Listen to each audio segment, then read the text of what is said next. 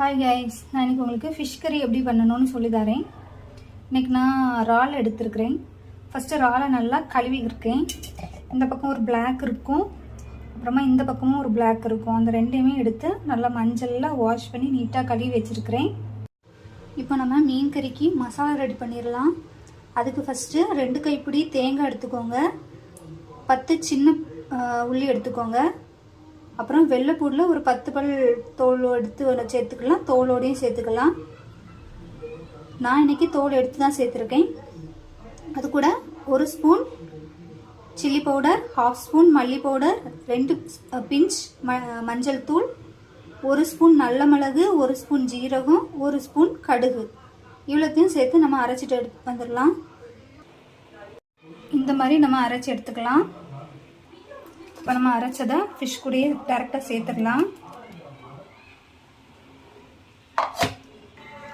நம்ம இப்போ மசாலாலாம் ஆட் பண்ணி கறிக்கு தேவையான அளவுக்கு தண்ணியும் ஆட் பண்ணிக்கோங்க.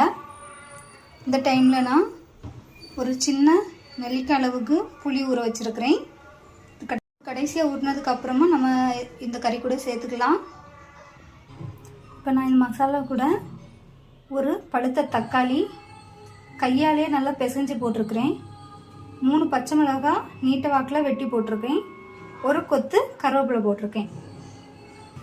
இப்போ நான் ஸ்டவ் ஆன் பண்ணி டைரெக்டாக இந்த மசாலாவை அடுப்பில் மொத்தமாக வச்சாச்சு. இந்த மாதிரி கொதிச்சு வர டைமில் நம்ம புளி ஊற வச்சுருந்தோம்ல, அதை கரைச்சி எடுத்து இதில் ஊற்றிக்கலாம்.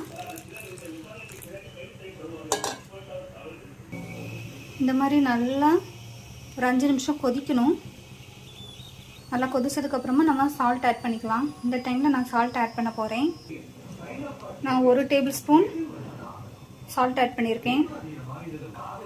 நீங்கள் ஒரு 2 நிமிஷம் கழித்து டேஸ்ட் பார்த்து உங்களுக்கு சால்ட்டு இன்னும் ஆட் பண்ணணுன்னா நீங்கள் ஆட் பண்ணிக்கோங்க.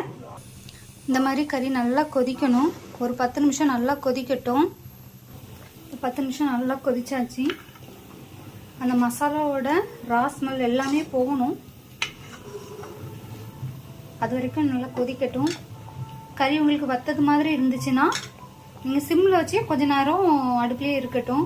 ஏன்னா அந்த மசாலாவில் உள்ள ரா ஸ்மெல் எல்லாமே போகணும், அப்போ தான் கறி நல்லா டேஸ்ட்டாக இருக்கும். இப்போ அந்த மசாலாவோட ரா ஸ்மெல் எல்லாமே போயாச்சு. அவ்வளோதான், ஃபிஷ் கறி ரெடி ஆயாச்சு. நீங்களும் வீட்டில் ட்ரை பண்ணிவிட்டு எப்படி இருக்குன்னு கமெண்ட் பண்ணுங்கள். Bye guys.